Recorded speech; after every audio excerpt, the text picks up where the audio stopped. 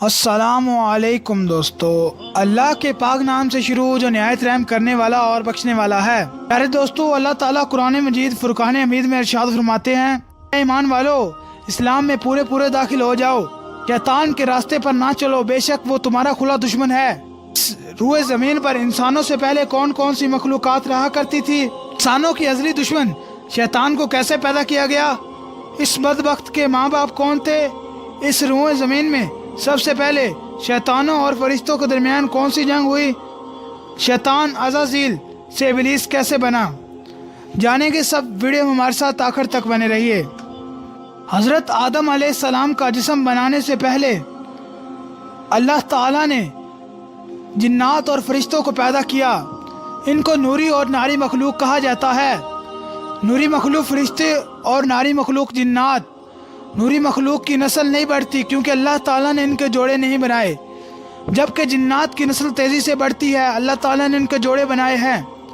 روایات میں ہے کہ سب سے پہلے سمون جن کو اللہ تعالیٰ نے تخلیق کر کے زمین پر اتارا، پھر اس کے جوڑے بنائے، اس کو ایک لڑکی کے ساتھ شادی کر دی گئی، اس طرح سمون اور اس لڑکی کی شادی ہو گئی، پھر ان دونوں سے جنات کی نسل بہت تیزی سے بڑھی۔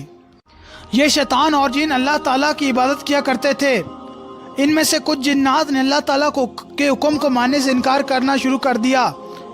اس طرح آہستہ آہستہ یہ جنات اللہ تعالیٰ کی نافرمان قوم بن گئی۔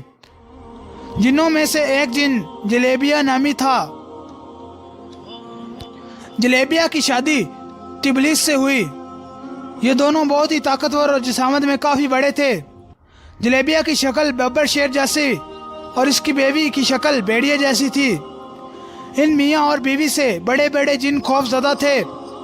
جلیبیہ اور ابلیس کو ایک لڑکا ہوا جس کا نام انہوں نے عزازیل رکھا۔ یہ لڑکا بھی اپنے والدین کی طرح بڑا طاقتور بن گیا۔ حضرت آدم علیہ السلام کی تخلیق سے پہلے 50,000 سال زمین پر جنوں کا عروج تھا۔ انہوں نے ہر طرف تباہی مچانا شروع کر دی۔ اللہ تعالیٰ نے اپنے فرشتوں کو حکم دیا کہ زمین پر جاؤ اور ناری مخلوق کو میرا حکم دو، اگر وہ نہ مانے تو ان سے جنگ کرو۔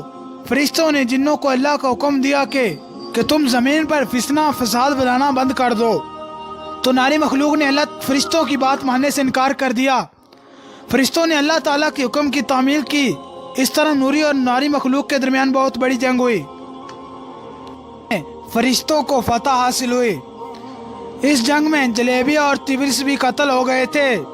جو جن باقی بچ گئے تھے ان کو فرشتوں نے اللہ تعالیٰ کے حکم سے قید کر لیا گیا۔ انہی قیدیوں میں عزازیل بھی تھا۔ کو آسمان پر لے جایا گیا تو اللہ تعالیٰ نے فرشتوں کو حکم دیا کہ عزازیل کی بہترین پرورش اور تربیت کی جائے۔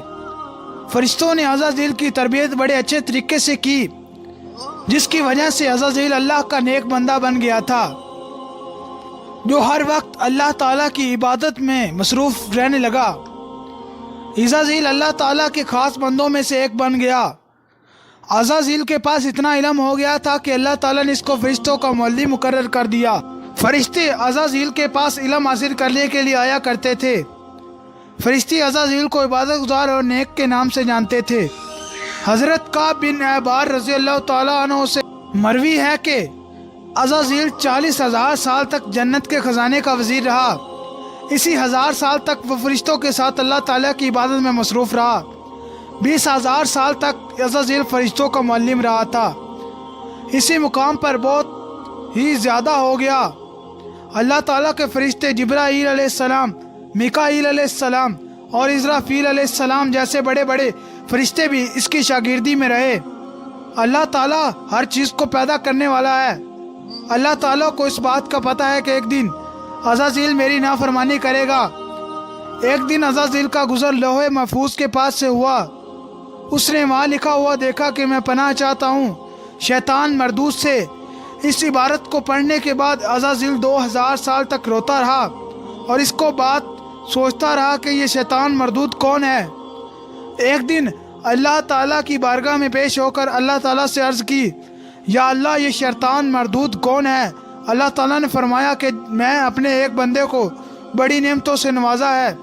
ایک دن وہ میری نافرمانی کرے گا جس کی وجہ سے اس کی ساری عبادت ضائع ہو جائے گی، وہ شیطان بن جائے گا۔ اللہ تعالیٰ نے کہ یہ بات سن کر عزازیل ہر وقت یہ بات جو سوچتا رہتا کہ وہ شیطان مردود کون ہوگا۔ اللہ تعالیٰ نے عزازیل نے اللہ تعالیٰ سے عرض کی، یا اللہ میں اس شیطان مردود سے ملنا چاہتا ہوں۔ اس کے بعد پھر کئی صدیوں تک عزازیل اللہ تعالیٰ کی عبادت میں مصروف رہا۔ ایک دن اللہ تعالیٰ نے سب فرشتوں کو اکٹھا کر کے فرمایا، زمین پر میں اپنا نائب پیدا کرنے والا ہوں۔ جب اس بات کا علم عزازیل کو ہوا تو وہ یہ بات سوچنے لگا کہ میرے سے بڑا اللہ تعالیٰ کا نائب کون ہو سکتا ہے۔ اللہ تعالیٰ نے حضرت آدم علیہ السلام کے جسم کو بنا کر 40,000 سال تک اسی طرح رہنے دیا۔ اس میں 40,000 سال تک جان نہ ڈالی۔ جب فرشتوں کو حضرت آدم علیہ السلام کے پتلے کے پاس سے گزرے تو وہ بہت حیران ہو جاتے۔ جب عزازیل شیطان حضرت آدم علیہ السلام کے پتلے سے گزرتا تو حضرت آدم علیہ السلام کے پتلے کو نفرت اور تکبر سے دیکھا کرتا تھا۔ وہ اس کے پتلے سے گزرتے ہوئے حضرت آدم علیہ السلام کے پتلے کو طرح طرح کی اذیتیں دیتا تھا۔ عزازیل سمجھتا کہ یہاں بس میں ہی اللہ کا خلیفہ ہوں۔ ایک دن اللہ تعالیٰ نے حضرت آدم علیہ السلام کے پتلے میں جان ڈالی، سب فرشتوں کو بلایا اور حکم دیا کہ تم آدم علیہ السلام کو سجدہ کرو۔ سب نے آدم علیہ السلام کو سجدہ کیا۔ عزازیل سجدہ کرنے سے انکار کر دیا تھا۔ عزازیل کہنے لگا، میں آگ سے بنا ہوں اور حضرت آدم علیہ السلام آگ سے بنائے گئے، میں تو اس بندے سے افضل ہوں، میں اس کو سجدہ کیسے کر سکتا ہوں۔ یہ بات سنتے ہی اللہ تعالیٰ نے عزازیل کو فرمایا، یہاں سے نکل جا، تو شیطان مردود ہو چکا ہے۔ اللہ تعالیٰ کا حکم سن کر عزازیل کو یقین ہو گیا تھا کہ میں ہی شیطان مردود ہوں۔ جب عزازیل شیطان مردود بن گیا تو اس نے اللہ تعالیٰ سے قیامت تک زندہ رہنے کی مہلت مانگی، تو اللہ تعالیٰ نے اس کو قیامت کے تک زندہ رہنے کی مہلت دے دی۔ شیطان مردود نے کہا کہ اللہ میں تیرے بندوں کو ہر طرح سے تیرے حکم کی نافرمانی کی طرف لے جاؤں گا، بہت تعداد میں تیرے نیک بندوں میری بات مان کر تیری نافرمانی میں اتریں گے اور گناہوں کی طرف مائل ہو جائیں گے۔